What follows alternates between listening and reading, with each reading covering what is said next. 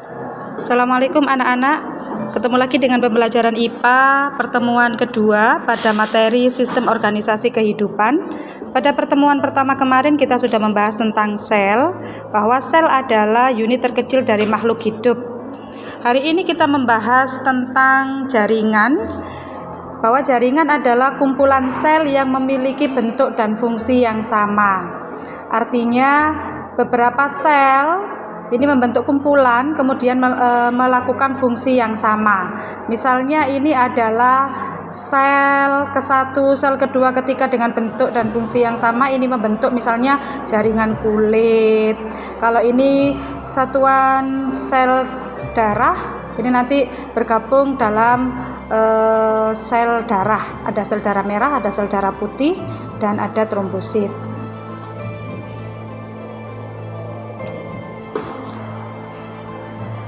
Jaringan ini dimiliki oleh semua makhluk hidup, tumbuhan, hewan, maupun manusia. Hari ini kita bahas terlebih dahulu jaringan pada tumbuhan. Pada tumbuhan ada 5 jaringan: epidermis, meristem, pengangkut, penyokong, dan parenkim. Epidermis ini berasal dari dua kata epi dan derm. Epi itu artinya luar, dermis artinya kulit luar. Fungsinya melapisi permukaan akar, batang, dan daun, tersusun rapat dan berfungsi untuk melindungi. Ini adalah contoh dari epidermis pada daun. Pada daun ada 2 macam epidermis, ada upper epidermis artinya epidermis atas, ada lower epidermis, epidermis bawah. Karena daun, helaian daun itu bagian atas dan bawahnya itu ada kulit terluarnya, yang fungsinya adalah melindungi bagian dalamnya. Pada daun, khusus pada daun ini ada kutikulanya.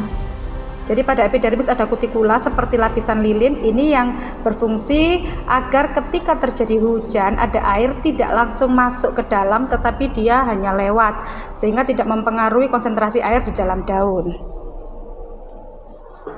Jaringan yang kedua adalah jaringan meristem, jaringan muda yang selalu membelah.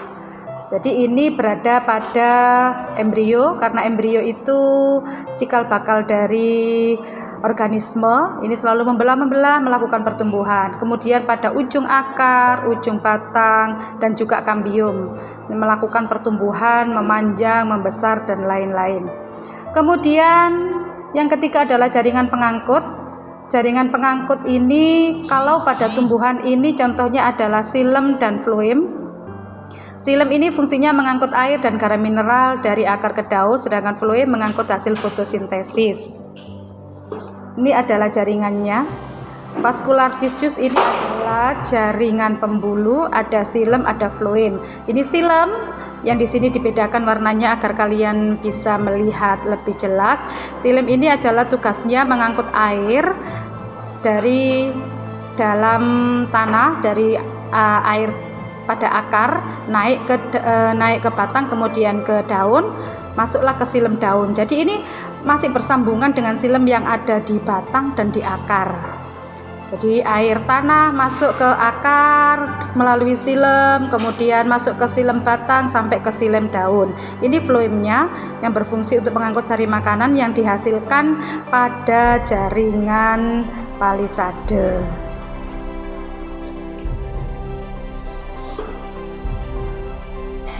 Kemudian yang keempat adalah jaringan penyokong. Sel-sel yang dindingnya menebal dan keras, misalnya kulit biji. Kalau kalian pernah melihat biji kacang, itu kulitnya kan mengeras. Itu di kulit tersebut itu ada jaringan penyokongnya. Kemudian parenkim, jaringan dasar yang terdapat di antara jaringan lainnya. Ini bisa sebagai penyimpan makanan. Dan ini kalau pada tumbuhan, pada daun ada pada jaringan palisade dan bunga karang. Di jaringan tersebut itu ada klorofil sebagai penghasil, sebagai pemroses fotosintesis yang menghasilkan nutrisi. Ini di sini ya ada jaringan palisade dan jaringan spons. Jadi ini jaringan ini tempat terjadinya fotosintesis. Nanti setelah itu hasil fotosintesis akan diedarkan oleh jaringan floem yang tadi ya, jaringan pengangkut.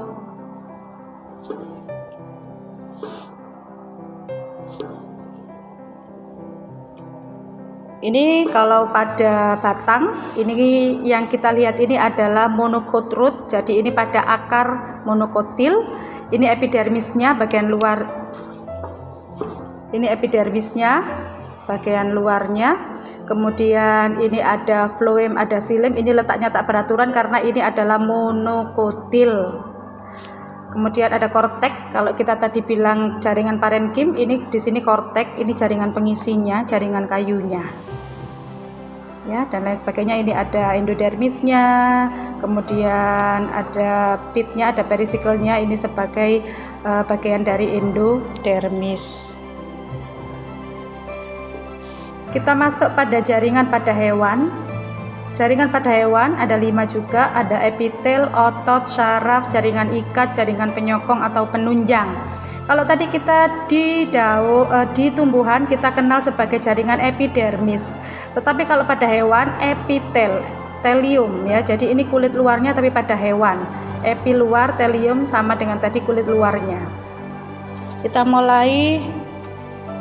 Jaringan yang pertama epitel adalah jaringan yang melapisi permukaan dalam dan luar tubuh atau organ. Mungkin di sini agak ambigu, katanya ada jaringan luar. Kenapa ada di dalam, permukaan dalam atau luar? Di dalam tubuh kita, karena kita bicara hewan, kita diasumsikan lebih dekat ciri-cirinya ke hewan daripada ke tumbuhan. Sehingga kita nanti secara jaringan kita masuk ke jaringannya hewan karena hampir sama. Di dalam tubuh kita ada yang namanya organ dalam, itu paru-paru. Di paru-paru itu kan juga ada kulit luar paru-parunya. Nah, itu tetap dikatakan sebagai jaringan epitel walaupun terletak di dalam tubuh. Ya. Kemudian di lambung juga demikian. Di lambung itu bagian dalam tubuh kita, tapi di luar lambungnya, bagian terluar dari lambung itu ada kulitnya. Itu juga bisa disebut sebagai jaringan epitel.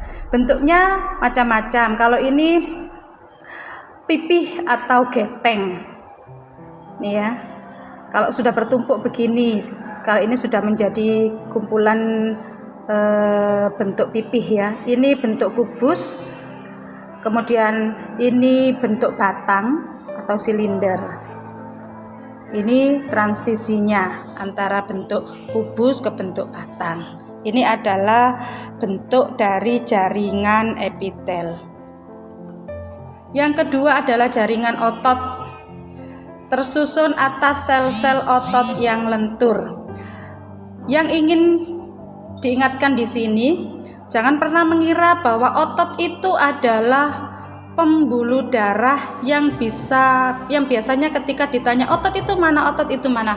Otot itu yang katanya tampak berwarna kebiruan yang ada di tangan, di telapak tangan, itu bukan otot. Itu adalah pembuluh darah. Sedangkan otot sendiri sebenarnya artinya adalah daging.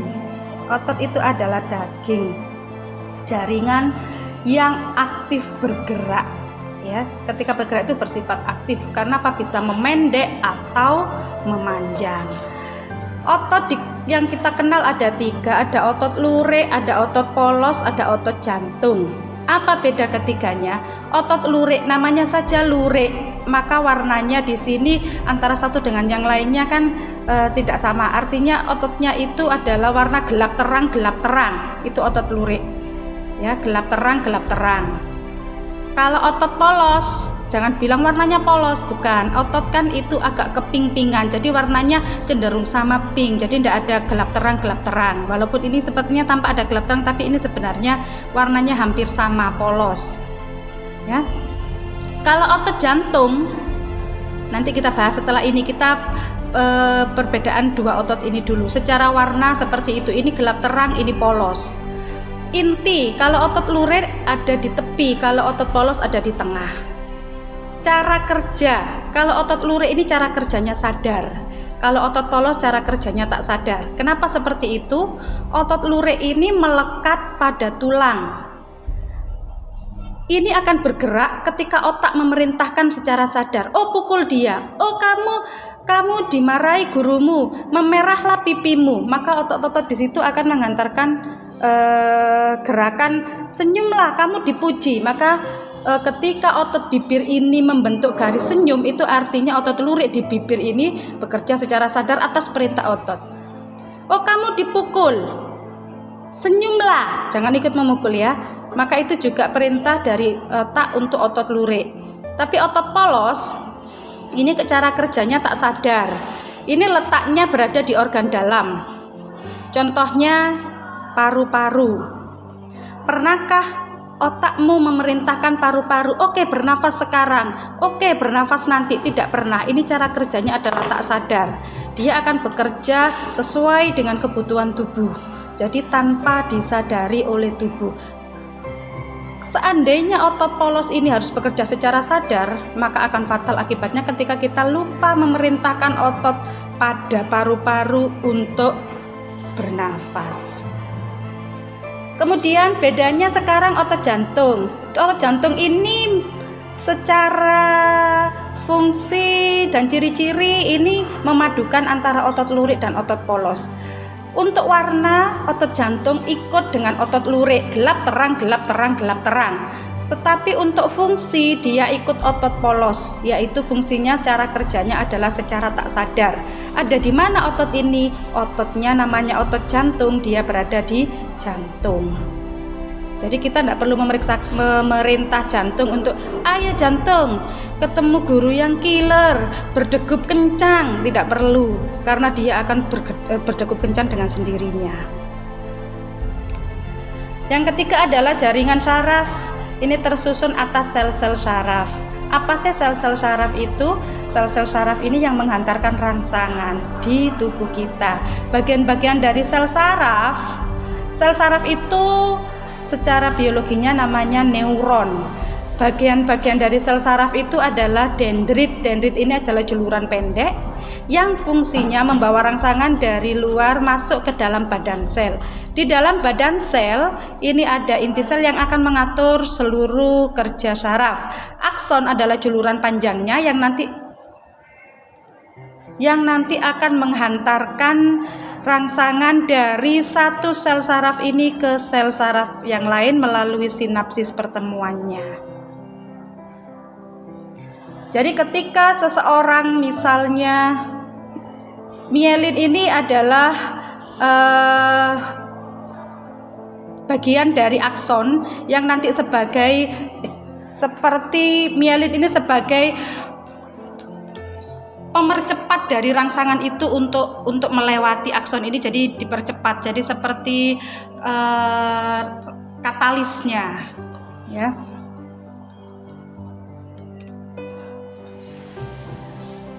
Seandainya seseorang, jadi ini dari satu saraf ke saraf yang lain ini mungkin jumlahnya jutaan ya, sampai mungkin miliaran di dalam tubuh kita. Seandainya seseorang itu kemudian dicubit di tangannya, jadi satu sel saraf di tangan yang terkena cubitan, beberapa sel ini akan meneruskan sampai ke atas, sampai ke atas, sampai ke leher, kemudian sampai ke otak, baru kemudian diterjemahkan. Oh, saya sedang dicubit. Maka kita harus bilang bahwa itu sakit. Maka saraf di otak, pusat sarafnya akan memerintahkan mulut kita untuk bilang sakit. Jadi sedemikian cara saraf ini bekerja, walaupun nyampe di otak itu butuh berjuta-juta sel saraf, tapi kejadiannya terjadi sangat cepat. Jadi itulah keunggulan kita diciptakan oleh Tuhan kita seperti itu ya, tidak ada yang bisa menggantikan. Jaringan ikat adalah jaringan yang menghubungkan bagian tubuh dengan bagian tubuh yang lain.